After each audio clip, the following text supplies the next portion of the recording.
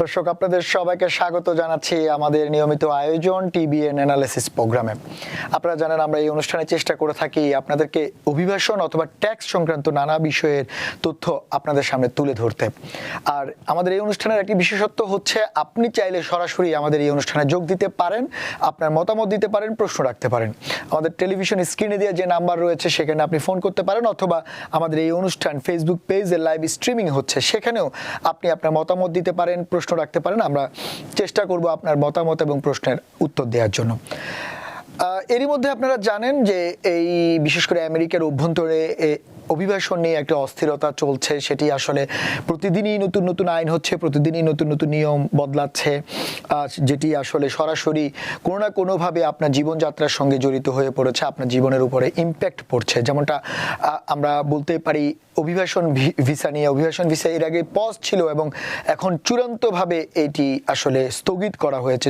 তার মানে এই পজ এবং সাসপেন্ড দুটোর মধ্যে কি ঘটনা সেটি আমরা জানার চেষ্টা করব। এবং সেই সঙ্গে আপনারা জানেন যে হোমল্যান্ড সিকিউরিটির নতুন যিনি ডিরেক্টর সিনেটর মুলিন, আজ ওনাকে সিনেট কনফার্ম করেছে, ওনার নিয়োগ কনফার্ম হয়েছে। এখন ক্রিস্টি নোমের সময়, ডিরেক্টর ক্রিস্টি নোমের সময় হোমল্যান্ড সিকিউরিটি যেমন ছিল, এখন যিনি আসছেন আসলে উনি কেমন হোমল্যান্ড সিকিউরিটিকে চালায় সেটির জন্য সবার আগ্রহ আছে, সবার এইদিকে কেমন করে সেটি নিয়ে আসলে আপনারা যারা অভিবাসন প্রত্যাশী তাদের ব্যাপক আগ্রহ রয়েছে, আমরা সেটি নিয়েও কথা বলতে চাই। এছাড়া অন্যান্য যে ভিসার ক্যাটাগরি আছে সেগুলো নিয়েও আলোচনা করতে চাই, যেমন রাজনৈতিক আশ্রয় থেকে শুরু করে আপনার ফ্যামিলি বা ম্যারেজ বেসড বা এই যে গ্রিন কার্ড বেসড যে ভিসার প্রক্রিয়াগুলো রয়েছে সেগুলো আসলে কোন পর্যায়ে রয়েছে সেটি যদিও বা আমরা বিভিন্ন গণমাধ্যমে দেখছি যে 2025 সাল থেকে 2026 সালে এখন পর্যন্ত ব্যাপকভাবে ডিক্লাইন বা ডিক্রিজ হচ্ছে, বিশেষ করে গ্রিন কার্ড ইস্যুর ক্ষেত্রে। কেন সেটি হচ্ছে, কি জন্য, আমরা এগুলো নিয়ে কথা বলবো। আর এইসব ব্যাপারে কথা বলতে আমাদের সঙ্গে অনলাইনে যুক্ত আছেন আপনারা চীনের নিয়মিত এই নিউ ইয়র্কের বা সামাজিক যোগাযোগ মাধ্যম সহ সব জায়গায় পরিচিত মুখ এবং উনি কমিউনিটির নানা সেবার সঙ্গে জড়িত N Majumdar, master of law, New York. Majumdar ভাই, আপনাকে স্বাগত আমাদের অনুষ্ঠানে। আপনাকেও অসংখ্য ধন্যবাদ। যেহেতু ঈদের পরের এই প্রথম অনুষ্ঠান, সবাইকে ঈদ মোবারক। আপনাকেও ঈদ মোবারক। অতি সুন্দর সাবলীল ভাষায় আমাকে টিভিএনকে উপস্থাপন করার জন্য থ্যাংক ইউ আপনাকে। যদি আপনার অনুমতি থাকে শুরু করতে পারি। অবশ্যই, এবং আপনাকে ঈদ মোবারক। এবং আপনি একটা সুন্দর পাঞ্জাবি পরে আসলে বসছেন, যদিও বা আমরা পেশাদারিত্বের কারণে আমাদের আসলে ঈদের এতদিন পরে আসলে পাঞ্জাবি পরা হয়নি, বাট আপনাকে দেখে বেশ ভালো লাগছে। এবং একটা জিনিস যেটা আমি বলছিলাম যে আপনি যতটা মানুষকে আইনগত সহায়তা দিচ্ছেন, পাশাপাশি আপনি কিন্তু সামাজিক বিভিন্ন কাজেও জড়িত, আমরা এরই মধ্যে জানি, এবং সামাজিক যোগাযোগ মাধ্যমে বেশ সরব। আপনি অভিবাসনের নানা তথ্য, নানা বিষয় আপনি আপডেট দেন আপনার ফ্যানদেরকে বা যারা আপনাকে ফলো করে তাদেরকে, সেটি আমরা দেখি এবং সেটি খুবই উপকারী কমিউনিটির জন্য এখানে আমেরিকা বা আমেরিকার বাইরে বসে যারা আপনাকে দেখেন।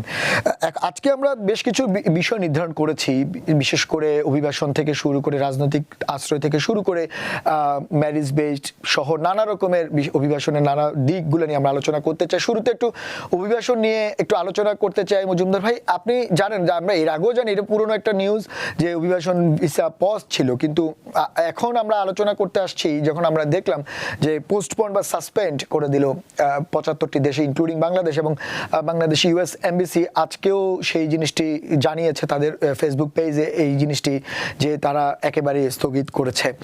আসলে জিনিসটা আসলে কি, এটা তো আগেও ছিল নিউজ, আবার নতুন করে কেন বারবার এটাকে বলা হচ্ছে?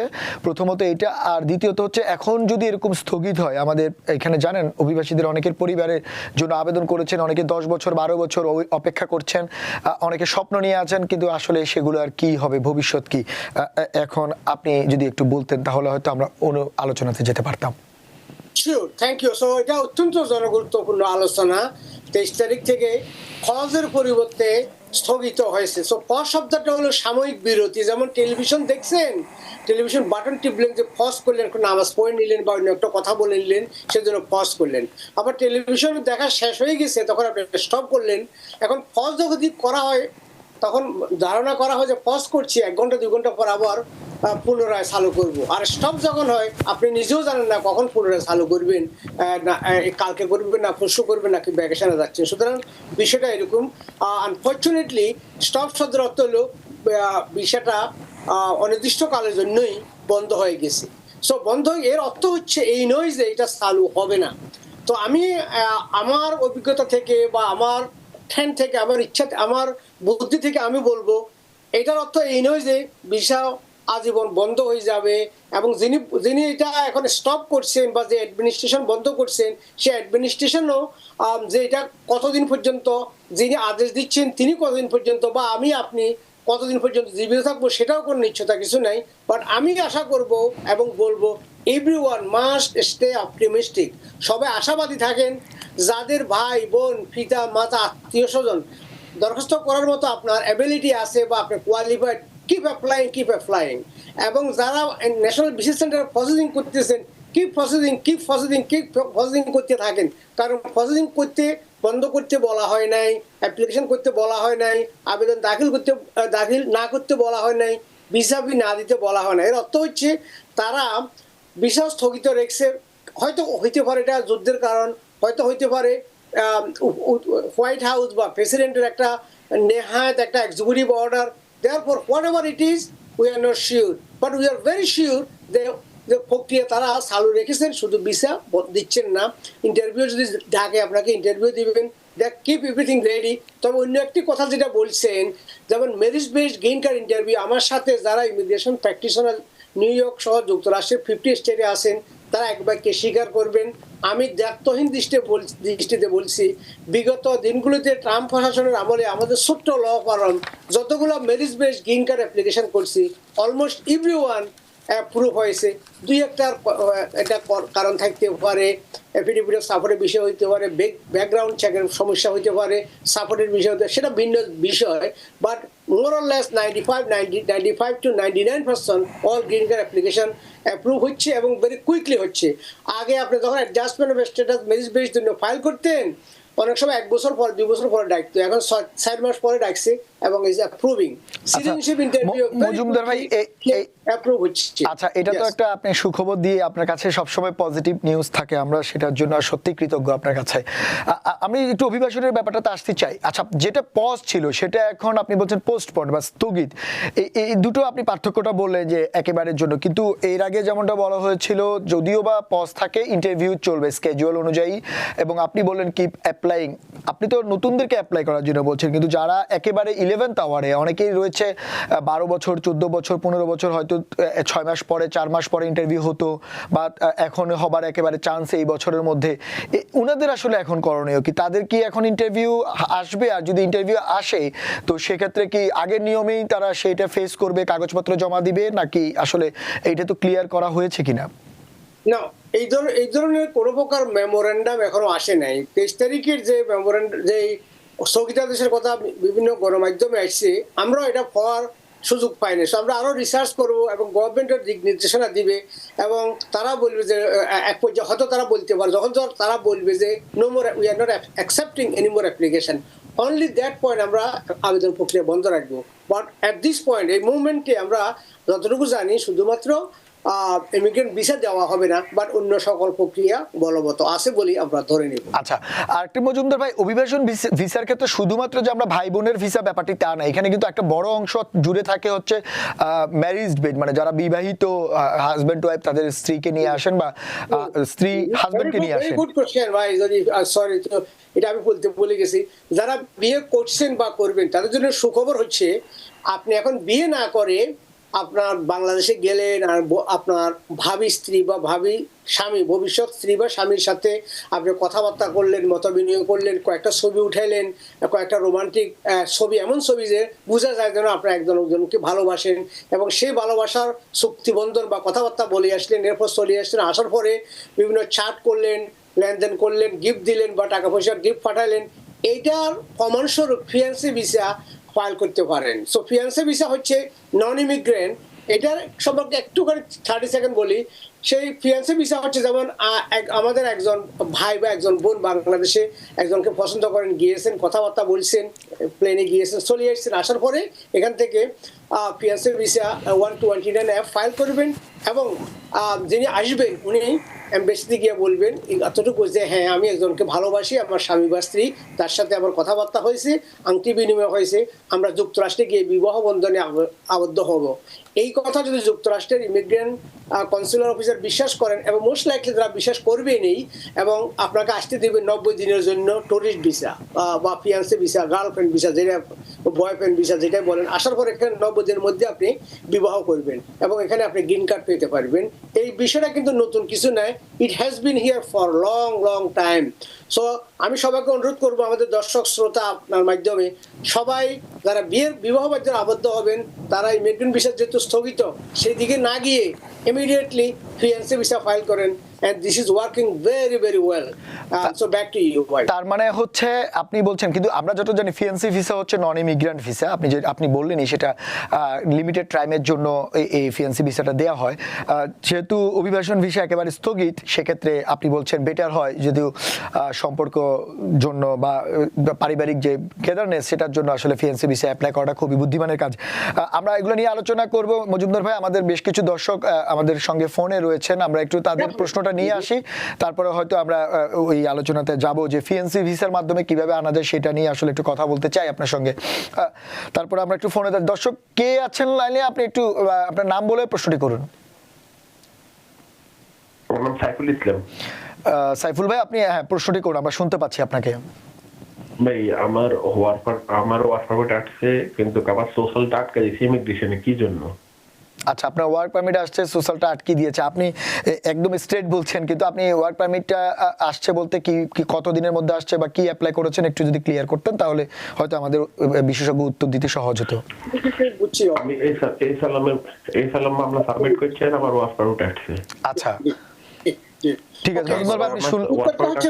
উত্তরটা হচ্ছে যখন সোশ্যাল ওয়ার্ক পারমিটের জন্য অ্যাপ্লাই করেন I-765, সেখানে একটা কলাম থাকে, একটা বক্স থাকে, বলতে হয় do you want social security administration to send you social security card, সেখানে ইয়েস বলতে হয়। সো কোনো ক্ষেত্রে ভুলবশত সেখানে কিছুই বলা হয় না অথবা নো বলা হয় বাই মিস্টেক, সেক্ষেত্রে আপনার সোশ্যাল সিকিউরিটি কার্ড আসে না। আরেকটা কারণ হইতে পারে সবকিছু সত্য দেওয়া সত্ত্বেও সোশ্যাল সিকিউরিটি অ্যাডমিনিস্ট্রেশন হয়তো পাঠাইছে, আপনি পান নাই, অথবা সোশ্যাল সিকিউরিটি অ্যাডমিনিস্ট্রেশন মেল করে নাই। এক্ষেত্রে ভেরি সিম্পল, সোজা কাজ হবে আপনার জন্য, আপনার নিকটবর্তী সোশ্যাল সিকিউরিটি অফিসে এই ওয়ার্ক পারমিট নিয়ে যদি আপনি যান, এই সেম কথাটাই যদি বলেন যে আমি সোশ্যাল সিকিউরিটি কার্ড পাই নাই, ওয়ার্ক পারমিট পেয়েছি, কারণ এটা দুইটা ডিফারেন্ট এজেন্সি। USCIS আপনাকে ওয়ার্ক পারমিট দিবে, তবে সোশ্যাল সিকিউরিটি অ্যাডমিনিস্ট্রেশন ভিন্ন সংস্থা, যদিও ফেডারেল গভর্নমেন্টের সংস্থা, তারা সোশ্যাল সিকিউরিটি কার্ড ইস্যু করে based on the information from the USCIS। So ওই দুইটা এজেন্সির মধ্যে কমিউনিকেশনে গ্যাপ হয়েছে বা মেলিংয়ে লস হয়েছে। সো নো বিগ ডিল, আপনি সোশ্যাল সিকিউরিটি অফিসে কালকেই যান এবং এক সপ্তাহের মধ্যে তারা আপনাকে সোশ্যাল সিকিউরিটি কার্ড দিবেই। ধন্যবাদ মজুমদার ভাই, আপনি অনেক সুন্দরভাবে এটি বুঝিয়ে বলেছেন। আশা করি আমাদের দর্শক যিনি শুনছেন বা যারা এই ধরনের সমস্যায় আছেন তারা এটি সমাধান পাবেন। আমাদের আরো একজন দর্শক আছেন, দর্শক কে আছেন নাম বলে প্রশ্নটি করুন। জি জি ভাই, হ্যাঁ শুনতে পাচ্ছি। ওয়ালাইকুম আসসালাম, আপনি নাম? ভাই আমার প্রশ্ন হচ্ছে, এখন যারা ইন্টারভিউ ডেট করেছে বাংলাদেশে এবং তাদের কি ইন্টারভিউ হবে, আর ওরা কি চাচ্ছে বেসিক্যালি ইন্টারভিউ সময়? আচ্ছা মজুমদার ভাই আপনি বুঝতে পারছেন? কোশ্চেন যদি ভাইজান আপনি যদি আমাকে একটুখানি বলেন। আচ্ছা উনি বলতে আছে যে যারা পারিবারিক অভিবাসনের জন্য যাদের ইন্টারভিউ স্কেডিউল হচ্ছে তাদের ইন্টারভিউ কি হবে, আর ইন্টারভিউ হলে ওনারা কি ধরনের ডকুমেন্টগুলো চাচ্ছে?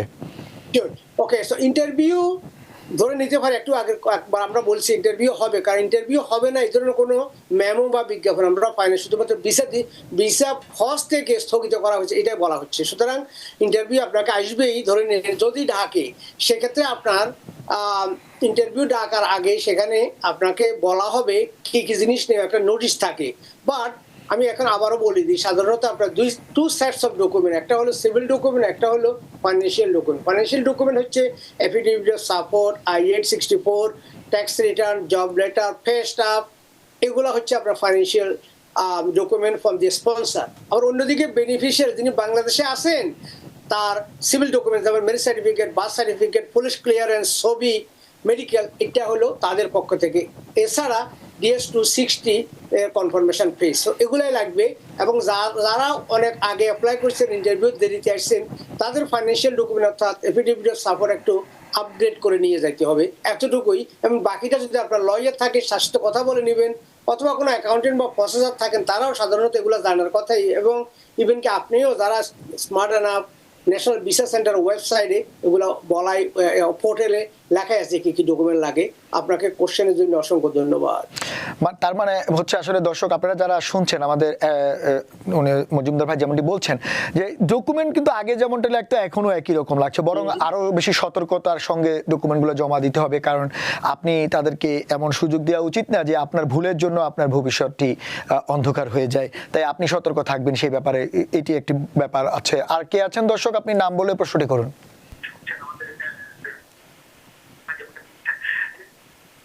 আপনি শুনতে পাচ্ছেন? আপনি নাম বলে প্রশ্নটি করুন।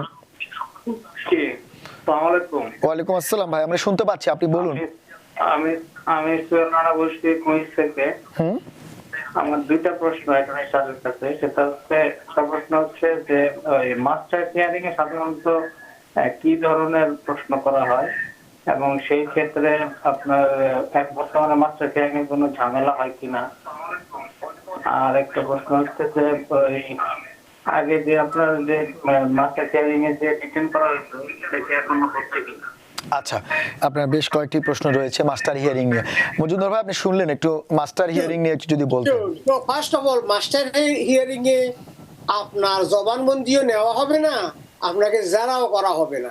সুতরাং কি বলতে হবে সে সম্পর্কে আপনি ওরি হওয়ার দরকার নাই। And most importantly, master hearing যেহেতু হবে, মাস্ট আপনার তো লয়ার আছে, সেই লয়ার সাথে আপনি কথাবার্তা বলে নেবেন ভালোভাবে, প্রচুর সতর্কভাবে আপনি প্রিপেয়ার হয়ে যাবেন। একটু আগে দাদা অলরেডি বলছে, কারণ আগে থেকে বর্তমানে batting system, scrutiny system heavily scrutiny করা হচ্ছে, আবেদন সমূহ, এভিডেন্স সমূহ, বক্তব্য সমূহ। সুতরাং রেডি হয়ে যাবেন। তবে মাস্টার হিয়ারিংটা হচ্ছে এরকম, যেমন ধরুন অ্যাসাইলাম ফিল্ড অফিস থেকে কেস যখন ইমিগ্রেশন জাজের কাছে রেফার করা হয়, এটা হলো প্রাথমিক হিয়ারিং বলা হয়, মাস্টার হিয়ারিং। ওই হিয়ারিংয়ে আপনাকে কাগজপত্র, আপনি কখন কোথায় কিভাবে নির্যাতিত, নিপীড়িত, লাঞ্ছিত, অবহেলিত, পরিত্যক্ত, গৃহীত হয়ে স্বদেশ ত্যাগ করেছেন, এই যে কথাটা, এই কথার সপক্ষে কি কি এভিডেন্স আছে, স্টেটমেন্ট আছে, ডাক্তারের রিপোর্ট আছে, সাইকোলজিক্যাল রিপোর্ট আছে, ইভ্যালুয়েশন আছে, ফিয়ার আছে, পত্রপত্রিকার কাটন আছে, পুলিশের অত্যাচারের রিপোর্ট আছে বা পুলিশের জিডি আছে, ইত্যাদি ইত্যাদি ইত্যাদি। কে বা করিল কাজ, কখন কোথায়, কেন বা করিল কাজ, কে তার সহায়, এই যে কি কথা, কি কারণে, কখন কোথায় কিভাবে হচ্ছে, ফিরিস্তিও থাকবে। এই ফিরিস্তি আপনাকে 100% মুখস্থ রাখতে হবে, কারণ আপনার জবানবন্দি নেওয়া হবে। জবানবন্দির অর্থ এই কথাগুলো আপনার মুখে দিয়ে আসতে হবে, কারণ আপনার সাথে লয়ার আছে। দেখা গেলো সব কথায় লয়ার বলতেছে, আপনি এখানে একজন দণ্ডায়মান আছেন একমাত্র সাক্ষী গোপাল, বিষয়টা কিন্তু ওই রকম না। সুতরাং আপনার বিষয়টা, স্টোরিটা ইংরেজিতে লেখা আছে। আপনি যদি উচ্চশিক্ষিত লোক না হয়ে থাকে, কিছু মনে করবেন না, আপনি এটা বাংলা একটা কপি রাখতে হবে, কারণ তারা যারা অনেক সময় কোশ্চেন করে, এই এত বড় 3 পাতার ইংরেজি তুমি কিভাবে বুঝলা। অনেক সময় আপনাকে আপনি বলবেন, নিশ্চয় বলবেন যে আমি বাংলায় বলছি, আমরা অ্যাটর্নি লিখছি, বাট স্টিল বিষয়টার সাথে আপনাকে পুরোপুরি ওয়াকেবল থাকতে হবে। আর আরেকটা বিষয় আমি এখানে আলোকপাত করতে চাই, যারা ইংরেজিতে দুর্বল, এবং মোস্ট অফ আস ইনক্লুডিং আমরা ইংরেজিতে দুর্বল হওয়াই স্বাভাবিক, কারণ ইংরেজি আমাদের মাতৃভাষা নয়। সেক্ষেত্রে আপনার দুর্বলতা যদি থাকে, সেক্ষেত্রে বাংলায় কথা বলাই ভালো। কারণ দেখা গেলো আপনি বলবেন যে না, আমি মাস্টার ডিগ্রি কলেজের প্রফেসর ছিলাম, আমি এগুলো ইংরেজি সকলটা বুঝি, এটা যে কথা শুরু করলেন, সেখানে কিন্তু আসলে মোস্ট অফ দ্য টাইম আমরা দেখছি আপনি যে আসল কথাটা, এতে নির্যাতিত, নিপীড়িত, লাঞ্ছিত, উপেক্ষিত হয়ে আসছে, এটা বাংলা যদি বলেন, এখন ইংরেজি করার দায়িত্ব তাদের। সুতরাং তারাও যদি ইংরেজি ভুল করে, সেখানে আপনার জন্য প্লাস পয়েন্ট, আপনি আপিলে উইন করবেন। আর আপনি যদি এগুলো ইংরেজি খুঁজতে চান, আপনি আবার একটা মাস্টার ডিগ্রি ইংরেজিতে নিলেও সেটা অনেক সময় সম্ভব হবে না। আমি অনেক সময় শুনি, অনেকটা ছেলে আসছে বললো আমি ইউনিভার্সিটি থেকে master degree in English, but trust me, I found him that he is not capable in writing, reading, speaking English fluently and properly. ওইটা অত ইজি না বিষয়টা। সেটা আরেকটা আমার অনুরোধ, আমার অ্যাডভাইস না, আপনারা যেই ভাষায় 100% ফ্লুয়েন্ট, যেটা আমাদের বাংলা, সে বাংলায় কথা বলবেন। আপনার মোস্ট ইম্পর্টেন্টলি আপনার লয়ারের ইনস্ট্রাকশন শুনবেন, লয়ার যেন আপনাকে রেডি করে। 95% টাইম আমি শুনি লয়ারের সাথে, লয়ার বলছে ঠিক আছে তোমার কোর্ট ডেট অমুক, ওই তারিখে দেখা করিও। দেখা করে কোর্টে গেছেন, আপনি এদিকে বসে কিছু কথা জিজ্ঞাসা করছে, কেস ডিনাইড। এই ধরনের ইন্টারভিউতে যাওয়ার সময় এখন আর নাই। They have to be very much prepared, well prepared, কারণ এমন কিছু যেন প্রমাণিত না হয় আপনার আপনার কাহিনীটা সাথে আপনার কোনো সম্পর্কই নাই, আপনি কেউ বা কোনো একটা লিখে দিয়েছে, আপনি আসলে জানেনও না, দ্যাটস ভেরি ভেরি ডেঞ্জারাস। তার মানে হচ্ছে পুরো ব্যাপারটা যদি সামারাইজ করি আপনার বক্তব্য থেকে, communication is not a big deal. Big deal হচ্ছে আপনি কি বলতে চান বা আপনার ফ্যাক্ট কি সেটি সঠিকভাবে উপস্থাপন করা, সেটি আপনি যে পদ্ধতিতেই পারেন। এখন আপনি যদি ইংরেজিতে ভালো পারেন তো ভালো, আর না পারলে আপনি আপনার মাতৃভাষা সেটি করতে পারলে, বুঝাতে পারলে সেটি হচ্ছে গুরুত্বপূর্ণ। আপনি আশা করি দর্শক বুঝতে পেরেছেন। আমাদেরকে আর কোনো দর্শক, আমাদের আরো একজন দর্শক রয়েছেন ফোনে। দর্শক, আপনি নাম বলে প্রশ্নটি করুন। হ্যালো, আসসালামু আলাইকুম। ওয়ালাইকুম আসসালাম ভাই, শুনতে পাচ্ছি। হ্যাঁ হ্যাঁ বলুন। আমার কোশ্চেনটা হচ্ছে A4 ক্যাটাগরির। আমি লাস্ট নভেম্বরে আমার বড় ভাইয়ের জন্য ফাইনান্সিয়াল ডকুমেন্ট সাবমিট করি এবং পোর্টালে সবকিছু দেখাচ্ছে যে কমপ্লিট। এখন এই ক্ষেত্রে যেহেতু এখন ভিসা বন্ধ বাংলাদেশের জন্য, এই ক্ষেত্রে কি আমার কিছু করার প্রয়োজন আছে, অথবা বাংলাদেশে আমার ভাই সাইড থেকে কি কিছু করার প্রয়োজন আছে কিনা, না আমরা জাস্ট ওয়েট করতে হবে সেকেন্ড ইনফরমেশন পাওয়ার জন্য? আচ্ছা, আপনি ফাইন্যান্সিয়াল ডকুমেন্ট সাবমিট করেছেন ডিসেম্বরে, আর আপনি অ্যাপ্লাই করেছিলেন 2008-এ। আচ্ছা ঠিক আছে। মজুমদার ভাই, আপনি শুনলেন উনি যেহেতু সবকিছু সাবমিট করেছেন, এর মধ্যে আপনার করণীয় কিছুই নেই। তবে একটি মাত্র জিনিস করণীয়, লাস্ট সাবমিশনের পর থেকে 1 বছরের মাথায়, 1 বছর শেষ হওয়ার আগে আপনি আক্স এনবিসি মানে ন্যাশনাল ভিসা সেন্টারে পাবলিক ইনকোয়ারিতে আপনি একটা ইনকোয়ারি ফর্ম আছে, সেটা ওপেন টু অল। সেই ফর্মে ইনকোয়ারি সাবমিট করবেন এই মর্মে যে I am still interested, what is the status of my case. এটা বলা হয় এই জন্য, কারণ 1 বছর পরে অটোমেটিক্যালি তারা আবার ধরে নিয়ে যে আপনি এটার জন্য ইন্টারেস্টেড না। যদিও আপনি ইন্টারেস্টেড, আপনি পাগল হয়ে গেছেন গ্রিন কার্ড আনার জন্য, ওই সিস্টেমে ওখানে কোনো ব্যক্তি কেউ কিছু করে না, এটা অটোমেটিক্যালি সিস্টেম আপনাকে ওই ডিনায়াল লেটার পাঠায়। সো 1 বছরের আগে যদি করে কেউ না ডাকে, 1 বছরের মাথায় 11 মাসের মাথায় আপনি পাবলিক ইনকোয়ারি ফর্ম সাবমিট করতে হবে, অথবা এফেক্টিভ ইমেল দিতে হবে ন্যাশনাল ভিসা সেন্টারকে। আচ্ছা, আরেকটা হচ্ছে, আমি ওই জন্য জিজ্ঞেস করছিলাম, উনি আবেদন করেছেন 2008-এ। আপনার কি একটু আমি জানি না আসলে হঠাৎ করে এই প্রশ্ন করা, যে আপনি কি আপডেট আছেন কিনা ভিসা বুলেটিনে, যে এখন কত সালের গুলো ইন্টারভিউ হয়েছে এই পসের আগে বা এর মাঝখানে? জানুয়ারি 2008। সো যেহেতু আমরা এখন বলছি স্থগিত আছে, সুতরাং এই মুহূর্তে আপনার কিছু করণীয় নাই। আপনি ইনস্ট্রাকশন পাবেন, আপনার লয়ার যদি থাকে তার মাধ্যমে। যদি লয়ার না থাকে, every month end after month আপনি ওই সিআর পোর্টালে গিয়া কেস নাম্বার এবং ইনভয়েস নাম্বার দিলে এখানে দেখবে কোনো মেসেজ আসছে কিনা আপনার এখানে। অথবা যদি আপনি ইমেল দিয়ে থাকেন, ইমেল ফলো করবেন। অনেকে ইমেল দিয়ে থাকেন, ওই ইমেল অ্যাক্টিভ না, বা পাসওয়ার্ড হারাই ফেলছেন, ইমেল খুলতে পারতেছেন না, বা কম্পিউটার নাই। এই জন্য বেস্ট হবে কেস নাম্বার, ইনভয়েস নাম্বার দিয়া, যদি ইমেল না পেয়ে থাকেন আপনার পোর্টালে যেখানে আপনার কেস আসে, সেখানে দেখবেন বাদীর নাম, পিটিশনারের নাম, বেনিফিশিয়ারির নাম এবং ডেরিভেটিভ বেনিফিশিয়ারির নাম, এবং অন টপ রাইট সাইডে মেসেজ বক্স আছে, আপনাকে জানাই বলছে এই করো সেই করো, ওইটা আপনি করতে হবে। ধন্যবাদ মজুমদার ভাই। আসলে একটু ডিফারেন্ট, কারণ হচ্ছে আমরা যখন পজ ছিল তখন মেমোরেন্ডামে দেখেছিলাম যে ইন্টারভিউ চলবে, কিন্তু যেহেতু এখন সাসপেন্ড, এখনো পর্যন্ত যেহেতু আপডেট মেমোরেন্ডাম এখনো আসেনি, সেটি একটু কনফিউজিংও রয়েছে। যাই হোক, আমরা সেটার দিকে তো নজর থাকবে। আপনারা তো আছেনই নিয়মিত, আপনি অন্তত আপডেট দিবেন আপনি আমাদেরকে বিভিন্নভাবে। আমাদের আরো দর্শক রয়েছেন। দর্শক কে আছেন, নাম বলে প্রশ্নটি করুন।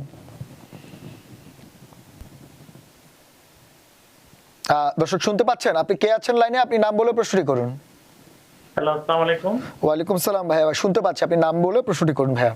হ্যাঁ, আমার নাম হচ্ছে নাইম।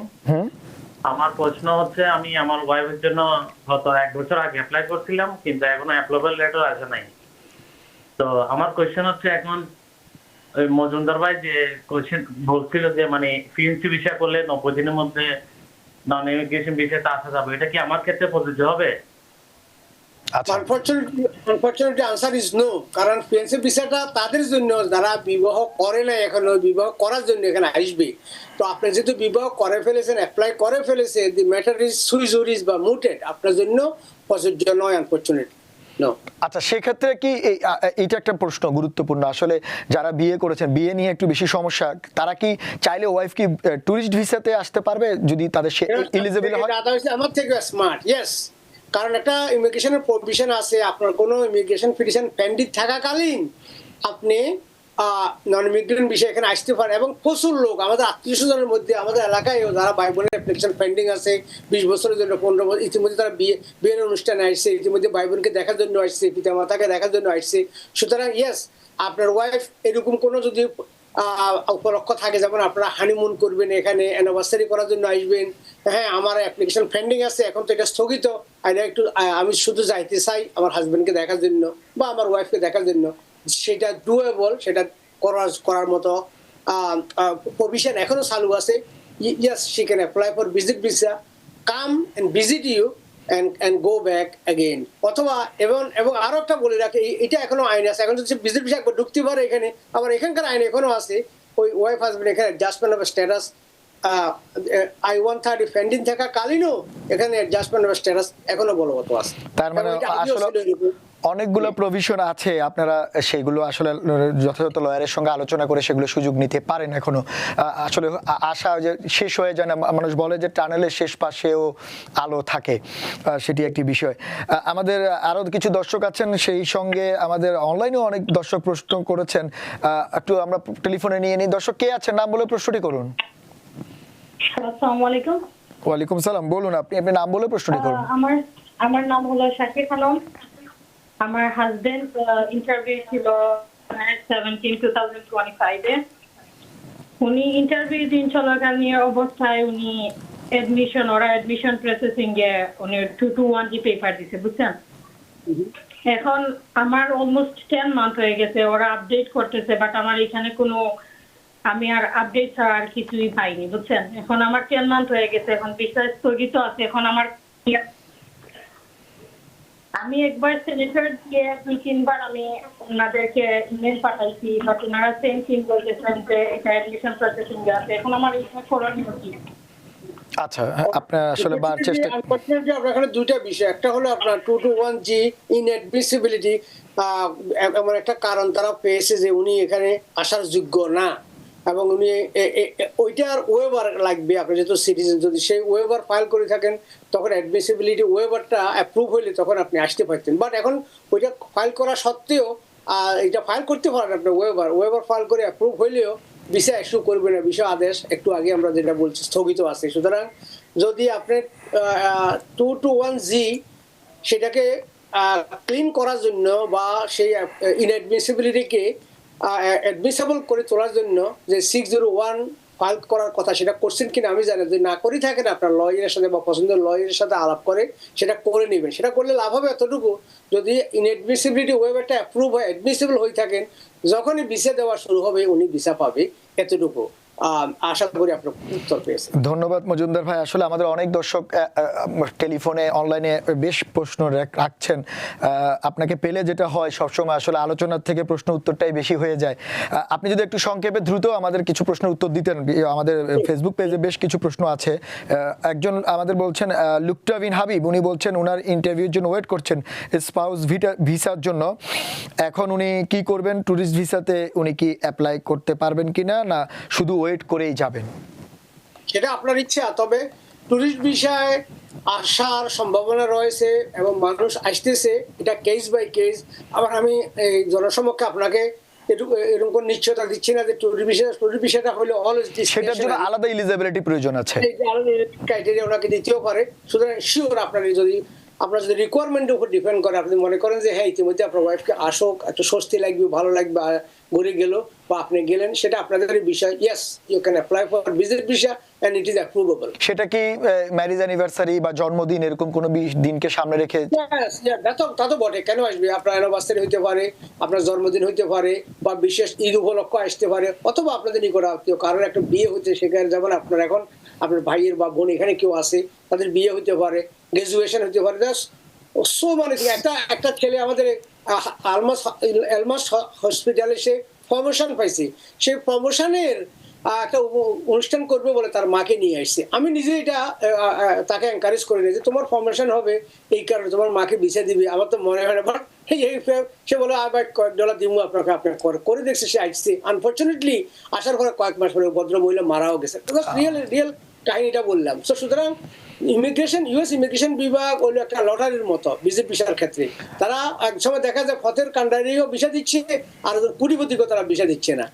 এটা তারা সেটি একটি ভিন্ন আলোচনার বিষয়। হ্যাঁ, মজুমদার ভাই, আমাদের আরেকজন ফারজানা ইসলাম, যারা স্পাউসের জন্য অ্যাপ্লাই করছে স্টিল নট অ্যাপ্রুভ, তাদের কি হবে? একই রকম প্রশ্ন আসছে, তারপরও যেহেতু দর্শক প্রশ্ন করেছেন, আমরা সবাইকে সম্মান চেষ্টা করি সবার প্রশ্ন উত্তর দেওয়ার জন্য।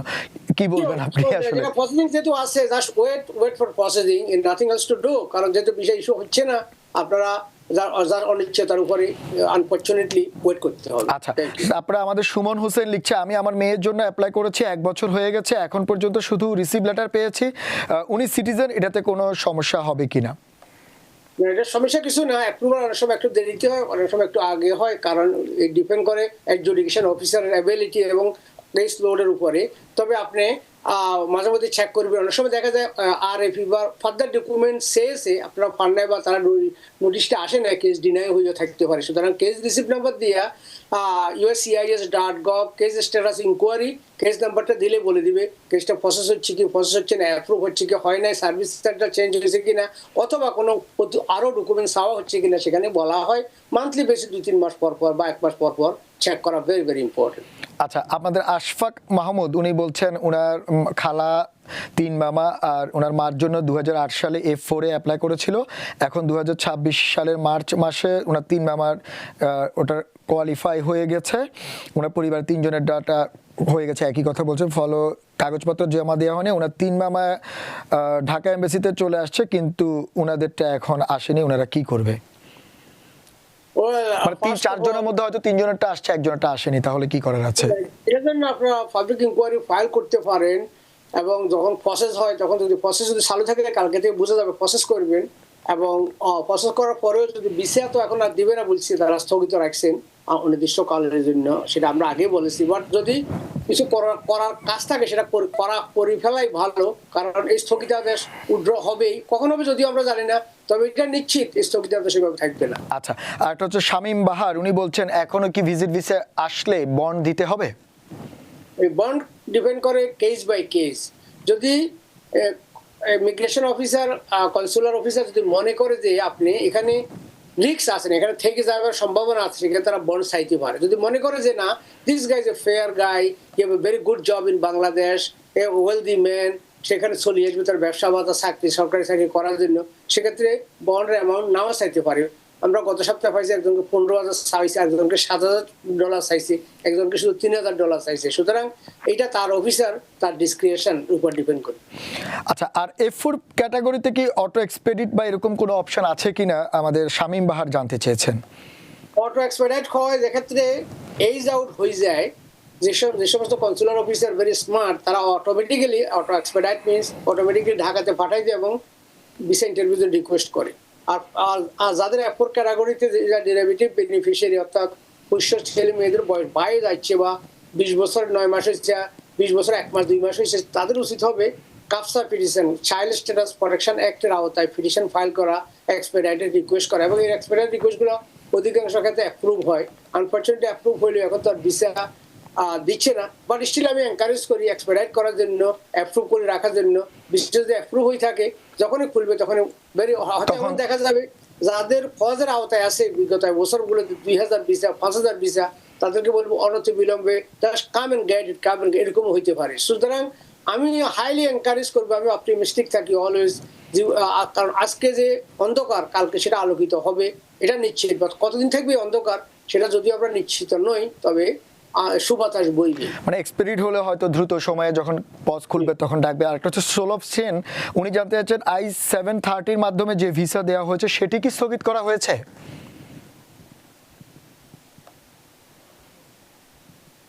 মজুমদার, আপনি শুনতে পাচ্ছেন? তবে I-730 হচ্ছে ফ্যামিলি ইউনিটি, I-730 হচ্ছে ফ্যামিলি ইউনিটি প্রোগ্রাম।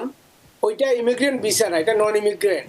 ওই ভিসাগুলা দেওয়ারই কথা, কারণ তারা হচ্ছে যারা অ্যাসাইলাম অ্যাপ্রুভ হয়, যেমন আপনি একজন ভদ্রলোক এখানে আসছে, আসার পরে তার অ্যাসাইলাম অ্যাপ্রুভ হয়েছে, ফ্যামিলি দেশে ছিল, ওদেরকে আনার জন্য যে প্রক্রিয়া, এটাকে বলা হয় 730, এবং 730 ফাইল করে এখানে আসার পরে উনি এখানে গ্রিন কার্ড অ্যাপ্লাই করতে পারবেন। সুতরাং ওইটা এখনো আমি ধরে নিব এটা বলবৎ আছে এবং এরা আসবে। আচ্ছা, আমাদের আরফিন শিমু উনি বলছেন অ্যাডজাস্টমেন্ট অফ স্ট্যাটাসের প্রসেসিং করার সময় ওয়ার্ক পারমিট পেতে কতদিন লাগে? মেবি এখন অ্যাডজাস্টমেন্ট অফ স্ট্যাটাস ফাইল করার পরে নিয়ম হচ্ছে 3 মাসের বেশি বা 4 মাসের বেশি সময় অনেক ক্ষেত্রে যদি লাগে, সেক্ষেত্রে প্রথমে ওয়ার্ক পারমিট দেওয়া হয়, তারপরে গ্রিন কার্ড আসতো। বাট এখনকার ক্ষেত্রে অ্যাডজাস্টমেন্ট অফ স্ট্যাটাসের অ্যাপ্লিকেশন ফাইল করা 2 মাসের বা 3 মাসের মধ্যে ডাকিয়ে ফেলে, অর্থাৎ ওয়ার্ক পারমিট আসার সময় হওয়ার আগেই ডাকিয়ে ফেলে। সুতরাং একসাথে অনেক গ্রিন কার্ডে পেয়ে যাবে, ওয়ার্ক পারমিট হয়তো লাগবেও না। এটা ডিপেন্ড করে কত দীর্ঘ অ্যাডজাস্টমেন্ট অফ স্ট্যাটাস প্রসেস কত দীর্ঘায়িত হচ্ছে, এটার উপর ডিপেন্ড করবে ওয়ার্ক পারমিট পাচ্ছে কি পাবে। তার মানে আপনি বলছেন এখন খুব দ্রুত সময়ে ম্যারেজ বেসড গ্রিন কার্ডের ইন্টারভিউ হচ্ছে। আচ্ছা, আর হচ্ছে সুমন হোসেন বলছেন সাপোর্টিং ডকুমেন্টের ক্ষেত্রে দুজনের কত $1,000 থাকতে হবে, আর 3 জনের জন্য কত $1,000 ট্যাক্স ফাইল করতে হবে? এখন যদি আমার একটু সামনে অ্যারাউন্ড 2 জনের জন্য 25, 3 জনের জন্য 29 to 30 আছে। আচ্ছা আচ্ছা, আমাদের কি আর কোনো দর্শক টেলিফোনে আছেন? মজুমদার, আমরা দুঃখিত, আসলে আপনাকে আজকে অনেক বেশি পরিমাণে আমরা প্রশ্ন করে যাচ্ছি। আসলে আমাদের অনেক দর্শকরা অপেক্ষা করছেন প্রশ্ন, আপনাদেরকে পেলে আসলে প্রশ্নগুলো করতেই হয়, তাই হয়তো আপনাকে আজকে অনেক বেশি প্রশ্নের সম্মুখীন হতে হচ্ছে। আমাদের দর্শক কে আছেন টেলিফোন লাইনে? আপনি নাম বলে প্রশ্নটি করুন। হ্যালো, আসসালামু আলাইকুম। ওয়ালাইকুম আসসালাম, হ্যাঁ বলুন।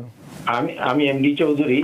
আমার প্রশ্নটা হলো যে একজন সিনিয়র সিটিজেন এই দেশের নাগরিক, তিনি যদি সোশ্যাল সিকিউরিটি বেনিফিট পাচ্ছেন, তিনি যদি দেশে চলে যান এবং দেশের অ্যাকাউন্ট দেন, তাহলে ওইটা কন্টিনিউ করবে কিনা এবং উনি পাবেন কিনা আর কি। আচ্ছা মজুমদার ভাই, আপনি কি বুঝতে পেরেছেন? এই কোশ্চেনটা অত্যন্ত জনগুরুত্বপূর্ণ, কারণ তারা US citizen. US consulate Dhaka বা বিশ্বের যে কোনো কনসুলেট অফিস শুধুমাত্র গ্রিন কার্ড দেওয়ার জন্য, ভিসা দেওয়ার জন্য তাদের কাজ না। তাদের ভেরি ইম্পর্টেন্ট কাজ হলো ইউএস সিটিজেনদেরকে সার্ভিস দেওয়া। যুক্তরাষ্ট্র থেকে বাংলাদেশে গিয়ে যারা পার্মানেন্ট থাকবেন, তারাও যুক্তরাষ্ট্রের এমবেসি কর্তৃক সেবাগুলো পাবেন। Social security, of course social security benefit সেখান থেকে উইথড্র করতে পারবেন আপনি বাংলাদেশে থেকেও। এবং বাংলাদেশে থেকেও যদি কোনো প্রকার দুর্যোগ বা সমস্যার সম্মুখীন হন, আপনাকে ইউএস সিটিজেন হিসেবে US embassy, US government protection দিবে। সুতরাং এটা আপনার অধিকার সম্পর্কে জানা ভেরি ভেরি ইম্পর্টেন্ট।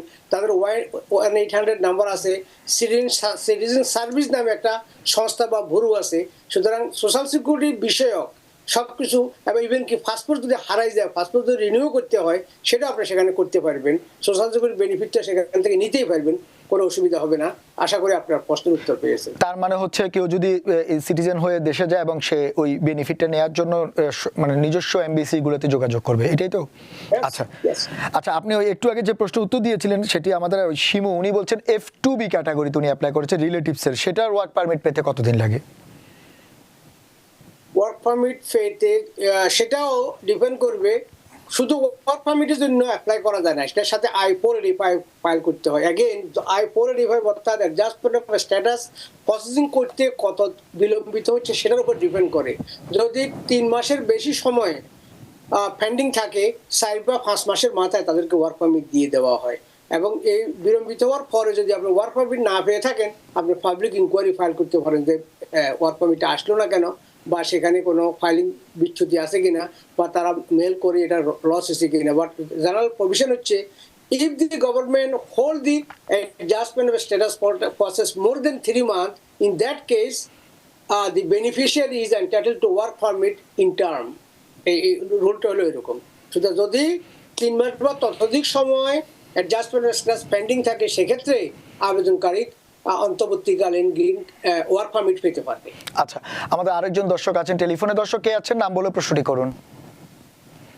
ধন্যবাদ টিভিএনকে এই ধরনের প্রোগ্রাম আয়োজন করার জন্য। আমি জসিম বলছি টেক্সাস থেকে। আমি একজন EB1 অ্যাপ্লিকেন্ট। আমি অ্যাডজাস্টমেন্ট অফ স্ট্যাটাস ফাইল করেছি মিড সেপ্টেম্বর 2025-এ। আমার অল ফ্যামিলি মেম্বারের অল EAD চলে আসছে এবং আমাদের 2 জনের AP আসছে, অ্যাডভান্স পেরোল আসছে। অন্যদের এখন অ্যাডভান্স পেরোল আসেনি। আমার প্রশ্ন হলো, আমরা অ্যাডভান্স পেরোল নিয়ে এখন বাংলাদেশে যেতে কোনো অসুবিধা আছে কিনা, অথবা আমি কতদিন থাকতে পারবো? আচ্ছা। আমার এখনো গ্রিন কার্ড আসেনি। আচ্ছা, উনি EB1 ক্যাটাগরিতে ওকে, থ্যাংক ইউ দাদা, থ্যাংক ইউ। এবং আপনার আপনার নামটা জানি না, আপনি ভেরি অনারেবল জসিম ভাই। জসিম ভাই, থ্যাংক ইউ। EB1 হলো ভেরি এক্সট্রা অর্ডিনারি ট্যালেন্টেড পিপলের জন্য আপনাকে কংগ্রেচুলেশন, যেহেতু আপনার EB1 ক্যাটাগরির অ্যাডজাস্টমেন্ট অফ স্ট্যাটাস পেন্ডিং, এবং পেন্ডিং থাকাকালীন যেহেতু আপনি ফেরল পারমিশন পেয়েছেন, আপনি উইদাউট এনি হেসিটেশন আপনি দেশে যাইতে পারবেন এবং আসতে পারবেন। কারণ এই ধরনের কোনো নীতিমালা বা আইন হয় না, বা মেমোরেন্ডাম বা ডিরেক্টিভ অর্ডার আমরা পাই নাই। এবং আমাদের ক্লায়েন্ট যারা ইভেন কি ভাবা পিটিশন অ্যাপ্রুভ হয়েছে, তারাও বাংলাদেশে গিয়ে ফিরে আসছে, কোনো অসুবিধা হয় নাই। যাদের টেম্পোরারি গ্রিন কার্ড পেয়েছে তারাও প্যারোলে গিয়ে ফিরে আসছে।